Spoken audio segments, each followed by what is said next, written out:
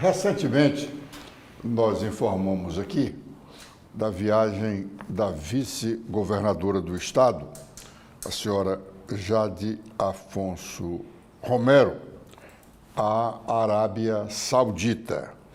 Ela foi para essa viagem à Arábia Saudita e no período de 22 a 28 de maio. Naquela oportunidade, o Diário Oficial do Estado só destacou os gastos com diárias e ajuda de custo para a viagem da vice-governadora. Só agora, na última sexta-feira, o governo publicou os outros gastos, sobretudo os gastos com passagens aéreas. A vice-governadora viajou com uma outra pessoa, assessora da vice-governadoria. Segundo o Diário Oficial do Estado, da última sexta-feira, a passagem aérea da vice-governadora, só dela, custou R$ 82.798,13. Este é o volume de gastos com a passagem da vice-governadora. Não se tem conhecimento do custo da passagem da sua assessora, da pessoa que acompanhou a vice-governadora nessa viagem. Sem dúvida, não será esse mesmo valor, esse valor aqui para viagem de primeira classe. Também, quase que na mesma oportunidade, nós falamos da viagem do secretário de Desenvolvimento Econômico do Estado, o senhor Domingos Gomes de Aguiar Filho. Do mesmo modo, naquela oportunidade, não foi divulgado o gasto da passagem aérea de Domingos Aguiar Filho, que viajou para Roterdã, no período de 18 a 22 de maio. Na última sexta-feira, diz o Diário Oficial do Estado que a passagem do secretário de Desenvolvimento Econômico do Estado para Roterdã custou R$ 40.361,62. Essas informações deveriam ter constado na primeira publicação. Por isso foi feito uma nova publicação, ou, como diz aqui o próprio Diário Oficial, republicado por incorreção. O Noticiário Nacional dá conta dos avanços nos entendimentos entre os presidentes nacionais do MDB, deputado federal Baleia Rossi, e o presidente nacional do Republicanos, também deputado federal, Marcos Pereira. No Ceará, esse entendimento é para a formação de uma federação do MDB com o Republicanos. No Ceará, os dois partidos são presididos, o MDB, pelo deputado federal Eunício Oliveira, e o Republicanos, pelo empresário Chiquinho Feitosa. Quem comandará a federação no Ceará provavelmente será o deputado federal Eunício Oliveira, pois o Podemos, ou melhor, pois o Republicanos, não tem filiado com mandato aqui no estado do Ceará. Acontece, porém, que paralelo a essa negociação para a formação da federação MDB e Republicanos, está acontecendo um outro entendimento entre os dirigentes dessa federação com o PSDB, após a fusão deste com o Podemos. Uma ampla federação ou uma ampla negociação sobre formação de federação ou fusão partidária, até abril do próximo ano vai acontecer e será motivo de muitas especulações em toda a política nacional. A formação de federação partidária ou fusão de partidos é uma estratégia para a sobrevivência de algumas agremiações nacionais.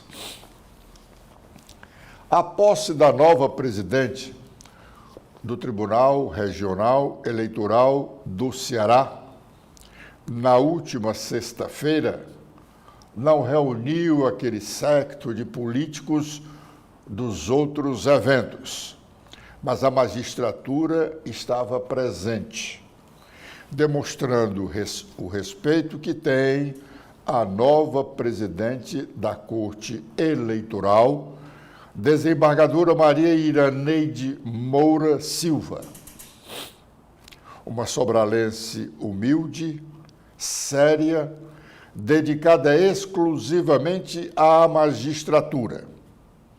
Por isso, fora das badalações peculiares a muitos dos integrantes da magistratura cearense e nacional, sobretudo por suas ligações não tão republicanas com a política e alguns políticos.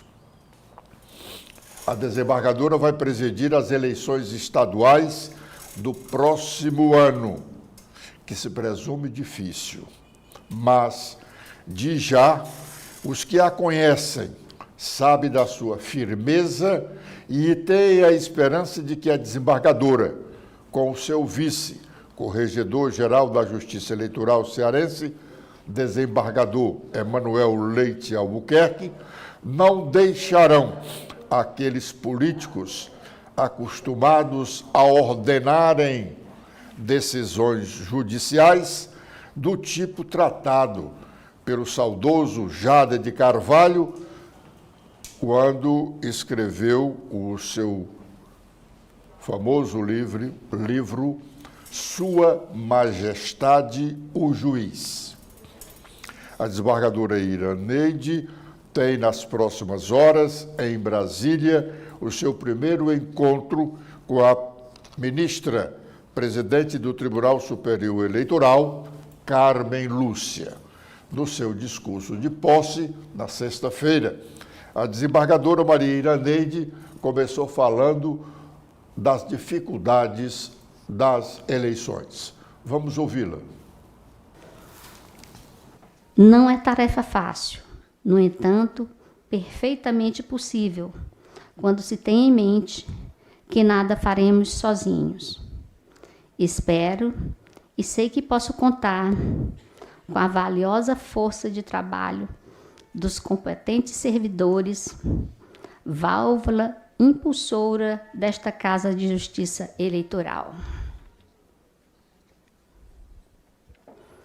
No biênio que se inicia, 2025-2027, ladeada e de mãos dadas com Sua Excelência, o desembargador Emanuel Leite Albuquerque, vice-presidente e corregedor eleitoral, manterei o foco em realizar as eleições de 2026 com segurança, lisura e transparência, combatendo a desinformação para garantir ao eleitor o direito à liberdade de escolha de seus candidatos com vistas à salutar relação político-democrática. Conforme já disse Albert Einstein, físico alemão, abro aspas, o meu ideal político é a democracia. para que todo homem seja respeitado como indivíduo e nenhum venerado. Fecho aspas. A sociedade muito espera de seus governantes e representantes, e nesse contexto cabe a cada cidadão o importante papel de livremente fazer o seu direito de escolha sem interferências. Já disse a ministra Carmen Lúcia que cada pessoa, aspas, na sua condição cívica e cidadã, encontra no tribunal trabalhos voltados para que ele ou ela possam exercer a sua escolha pela representação que quer nos espaços de poder. Fecho aspas. Portanto, é dever da Justiça Eleitoral proporcionar, e mais que isso, assegurar aos cidadãos o pleno exercício democrático de sua cidadania. Ciente de que a atual gestão, comandada pelo desembargador Raimundo Nonato Silva Santos, deixa um importante legado no âmbito organizacional e campo da inovação, é certo reconhecer a necessidade de aprimoramento no que está se mostrando benéfico e vantajoso, e, por outro lado, é também imperiosa a mudança do que não se mostrou positivo na perspectiva daquilo que é a essência desta justiça especializada. Bom, a desembargadora, de voz mansa, é firme nas suas decisões. Repito, ela tem dedicação exclusiva à magistratura. Devemos ficar atentos, porque ela não vai, sem dúvida, aceitar algumas chincanas de políticos e também dos advogados que representam as coligações no curso das campanhas eleitorais. As coligações partidárias, teratológicas, isto é, aquelas de arrepiar sempre que acontecem,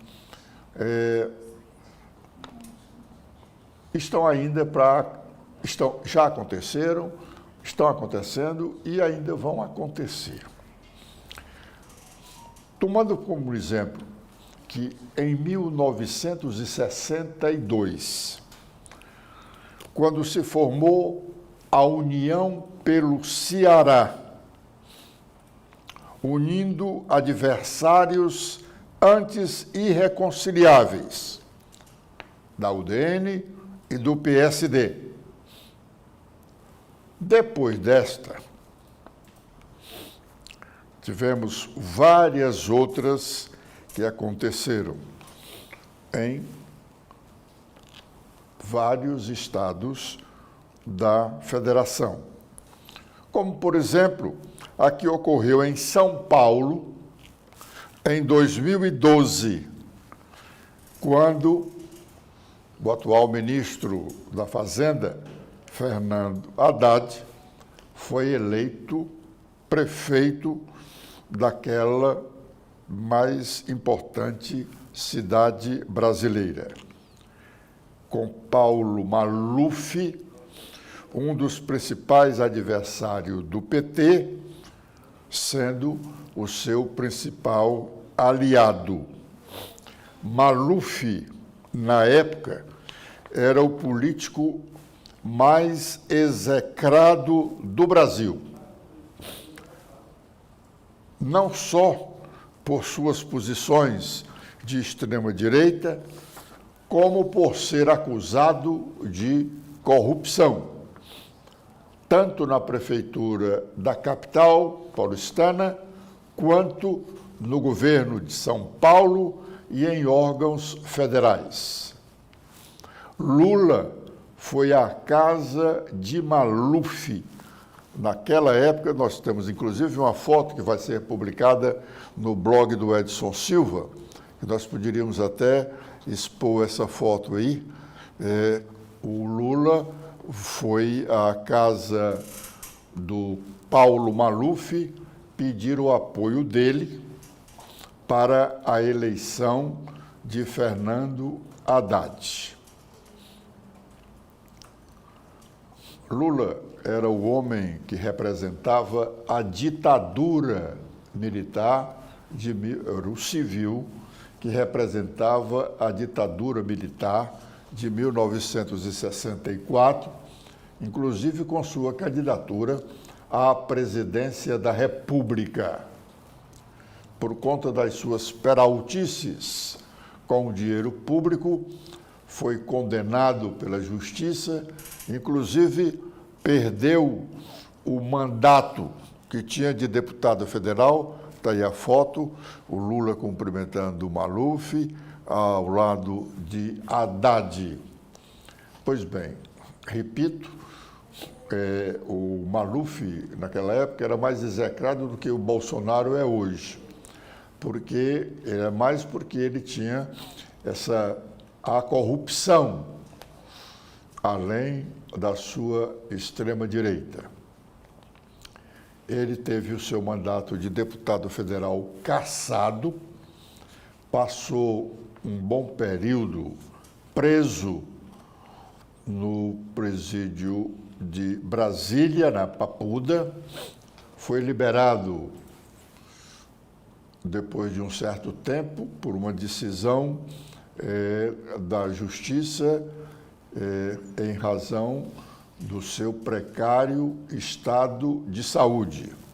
Ele ainda vive, tem hoje 93 anos de idade.